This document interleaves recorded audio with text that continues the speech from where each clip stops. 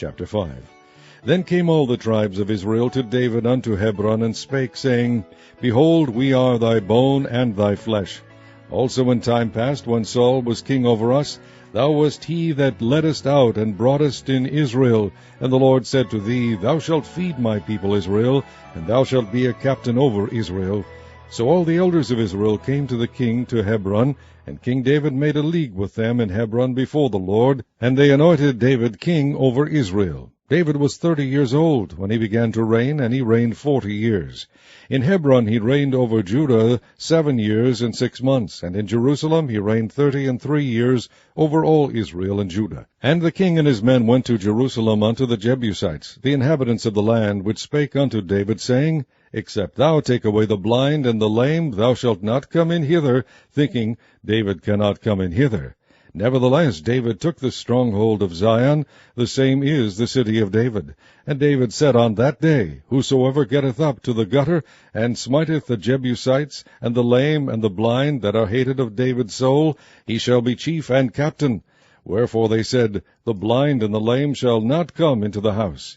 So David dwelt in the fort, and called it the city of David. And David built round about from Millo and inward. And David went on, and grew great, and the Lord God of hosts was with him. And Hiram king of Tyre sent messengers to David, and cedar trees, and carpenters, and masons, and they built David an house. And David perceived that the Lord had established him king over Israel, and that he had exalted his kingdom for his people Israel's sake.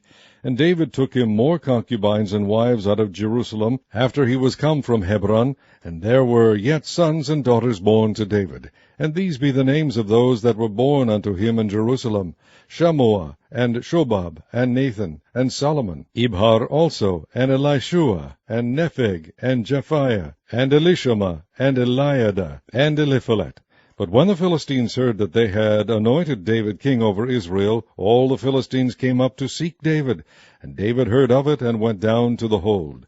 The Philistines also came and spread themselves in the valley of Rephaim. And David inquired of the Lord, saying, Shall I go up to the Philistines? Wilt thou deliver them into mine hand? And the Lord said unto David, Go up, for I will doubtless deliver the Philistines into thine hand.